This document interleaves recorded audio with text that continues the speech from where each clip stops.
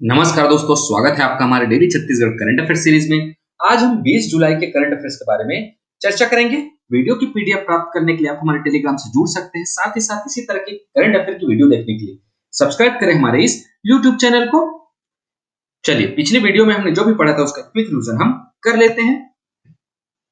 प्रधानमंत्री आवास योजना ग्रामीण अंतर्गत छत्तीसगढ़ में कौन सा जिला आवास निर्माण पूर्ण करने में प्रथम स्थान पर है? राजनांदगांव जिला प्रथम स्थान पर है।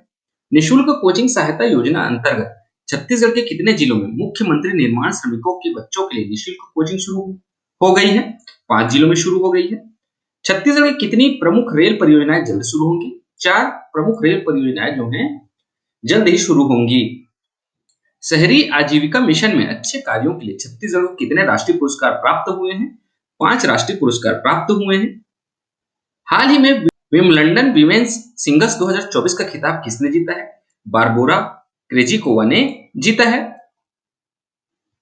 विम्बलडन पुरुष एकल खिताब 2024 जीतने वाले कार्लोस अल्कराज किस देश के खिलाड़ी हैं? ये जो है स्पेन के खिलाड़ी हैं। पिछले वीडियो का कुछ क्वेश्चन है कि छत्तीसगढ़ में हाल ही में चर्चित नियत निराधार योजना का अर्थ क्या है? इसका सही उत्तर है आपका अच्छा गांव योजना। ठीक है दोस्तों पिछले वीडियो में मुझसे गलती हो गई थी कि जो कार्लोस अल्काराज हैं, ये जो है ना, ये स्पेन के खिलाड़ी हैं। मैंने गलती से इसको फ्रांस के खिलाड़ी बोल दिया था, बट एक्सप्लेनेशन में आपको मैंने बताया था कि ये स्पेन के खिलाड़ी हैं, बट क्वेश्चन में मैंने गलती से फ्रांस बोल दिया था। इसको आप सुधार लीजिएगा। और ऑडियो क्वालिटी के लिए मैं माफी चाहता हूं क्योंकि मेरी माइक खराब हो गई है। और दोस्तों, बहुत लोगों की शिकायत है मुझसे कि मैं डेली वीडियो नहीं बना पाता या डेली वीडियो अपलोड नहीं हो पाती है। इसका रीजन ये है कि दोस्तों, डेली वो अपडेट्स नहीं आते हैं जो आपके एग्जाम के लिए उपयोगी हो और महत्वपूर्ण हो, जिसकी वजह से वीडियो नहीं आ पाती है। जब भी अगर कोई महत्वपूर्ण अपडेट आते हैं जो आपके एग्जाम से संबंधित इंपॉर्टेंट है, महत्वपूर्ण है, उपयोगी है, जो आपके प्रतियोगी परीक्षाओं में सहायता करेंगे, वो हम वीडियो के माध्यम से आप तक पहुंचा देते हैं। कभी कभी वीडियो आने में 1-2 दिन कभी टाइम लग जाता है, तो उसके लिए मैं माफी चाहता हूं। चलिए, आज के पहले प्रश्न की ओर चलते हैं। आज का पहला प्रश्न है, छत्तीसगढ़ राज्य के नए डीजीपी कौन होंगे? 4 ऑप्शन दिए गए हैं। इसका सही उत्तर है ऑप्शन ए, अरुण देव गौतम छत्तीसगढ़ के नए डीजीपी होंगे। डीजीपी मतलब क्या होता है? पुलिस महानिदेशक होता है। ठीक है, चलिए इसके बारे में थोड़ा डिटेल में पढ़ लेते हैं। आईपीएस अफसर अरुण देव गौतम छत्तीसगढ़ के नए डीजीपी होंगे। वे अशोक जुनेजा का स्थान लेंगे। छत्तीसगढ़ के जो वर्तमान डीजीपी हैं अशोक जुनेजा, वो 5 अगस्त 2024 को रिटायर हो रहे हैं। भारतीय पुलिस सेवा के अधिकारी अरुण देव गौतम व हिमांशु गुप्ता को राज्य सरकार ने अतिरिक्त पुलिस महानिदेशक से पदोन्नत करते हुए पुलिस महानिदेशक बनाने का आदेश जारी कर दिया है।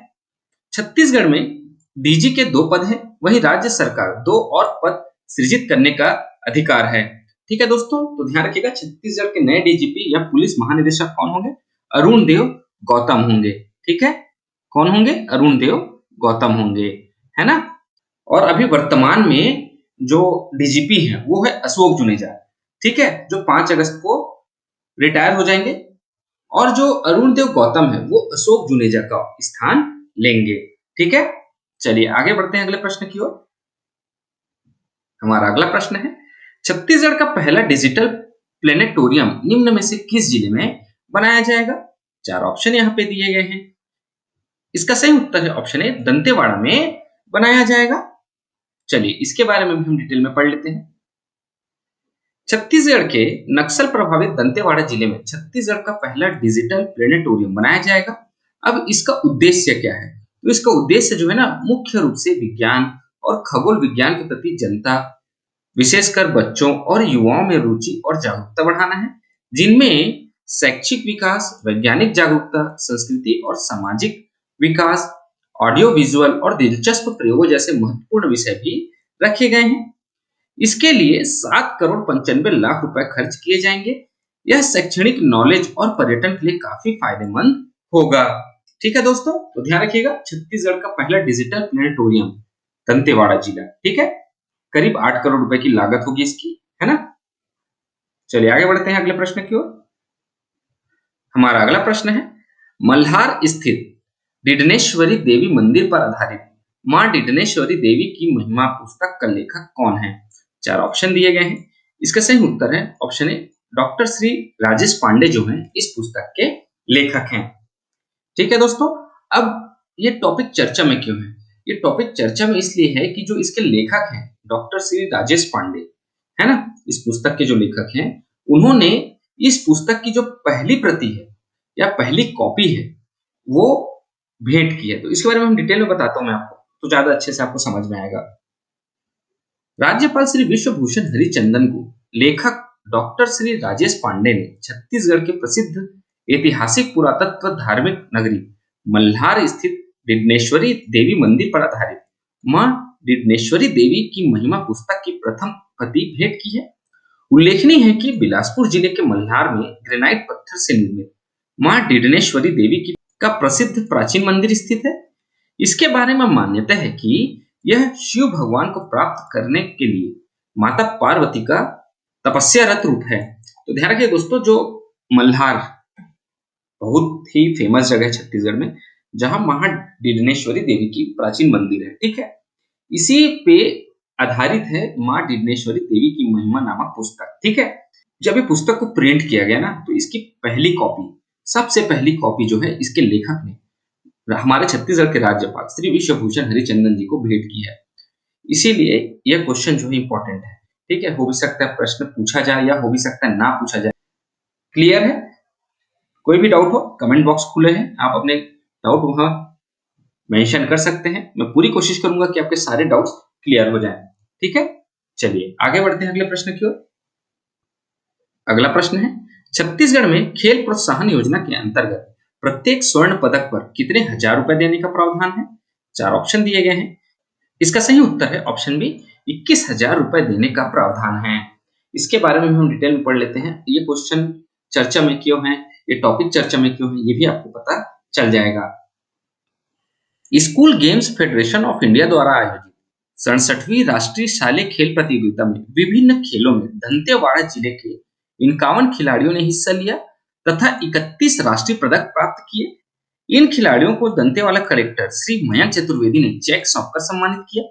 ज्ञात हो कि छत्तीसगढ़ स्कूल शिक्षा विभाग द्वारा खेल प्रोत्साहन योजना के अंतर्गत प्रत्येक स्वर्ण पदक पर 21,000 रुपए, रजत पदक पर 15,000 तथा कांस्य पदक पर 10,000 रुपए देने का प्रावधान है। उक्त राष्ट्रीय शालेय खेल प्रतियोगिता में जिलावार पदक तालिका में दंतेवाड़ा जिला चौथे स्थान पर बना रहा, जिसमें पहले स्थान पर रायपुर, दूसरे स्थान पर बिलासपुर, तीसरे स्थान पर दुर्ग और चौथे स्थान पर जो था वो दंतेवाड़ा जिला था। ठीक है दोस्तों, तो ध्यान रखिएगा छत्तीसगढ़ में जो है ना एक खेल प्रोत्साहन योजना है। इसके अंतर्गत क्या होता है, छत्तीसगढ़ में जो भी खिलाड़ी स्वर्ण पदक, रजत पदक या कांस्य पदक जीतते हैं, उन्हें इस योजना के तहत कुछ इनाम स्वरूप पैसे दिए जाते हैं, जिसमें स्वर्ण पदक विजेता को 21,000 रुपए, रजत पदक प्राप्त करने वाले को 15,000 रुपए तथा कांस्य पदक प्राप्त करने वाले को 10,000 रुपए देने का प्रावधान है। ठीक है, अब अभी क्या हुआ कि दंतेवाड़ा जिले के खिलाड़ियों ने टोटल 31 राष्ट्रीय पदक प्राप्त किए थे। ठीक है, अलग अलग जगहों पे खेलकर। तो जो खिलाड़ियों ने ये पदक प्राप्त किए थे, उनको उनके पदक के अनुसार, मतलब स्वर्ण पदक, रजत पदक या कांस्य पदक के अनुसार उनको यह राशि दी गई, जिसकी वजह से यह टॉपिक चर्चा में है। ठीक है, अगला प्रश्न है, रायपुर के मोवा बाजार चौक का नामकरण निम्न में से किसके नाम से करने का निर्णय लिया गया है? चार ऑप्शन दिए गए हैं। इसका सही उत्तर है ऑप्शन ए, शहीद भरतलाल साहू चौक के नाम से करने का निर्णय लिया गया है। मुख्यमंत्री श्री विष्णुदेव साय और मंत्रिपरिषद के सदस्यों ने शहीद भरतलाल साहू की स्मृति को अक्षुण्ण रखते हुए मोवा बाजार चौक रायपुर का नामकरण शहीद भरतलाल साहू चौक करने का निर्णय लिया है। गौरतलब है कि एसटीएफ के आरक्षक भरतलाल साहू 17 जुलाई को बीजापुर जिले के मंडी मरका के जंगल में सर्चिंग के दौरान माओवादियों द्वारा लगाए गए आईईडी ब्लास्ट की चपेट में आने की वजह से शहीद हो गए थे।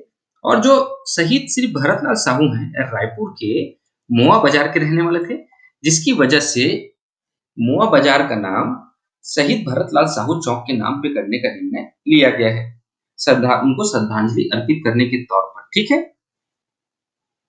दोस्तों, आज के लिए आपका प्रश्न है कि छत्तीसगढ़ राज्य के किस विभाग के द्वारा न्योता भोजन योजना लागू करने का निर्णय लिया गया है? चार ऑप्शन यहाँ पे दिए गए हैं। इसका सही उत्तर आप हमें हमारे कमेंट बॉक्स में जरूर बताएं। दोस्तों, उत्तर गलत हो या सही आप इस क्वेश्चन को अटेम्प्ट जरूर करें। आज के इस वीडियो में इतना ही दोस्तों। आशा करता हूँ आपको हमारी वीडियो पसंद आई होगी। अगर आपको हमारी वीडियो पसंद आती है तो लाइक करें, शेयर करें और हमारे इस चैनल को सब्सक्राइब करें। इस वीडियो को देखने के लिए आपका बहुत बहुत शुक्रिया। Thank you very much.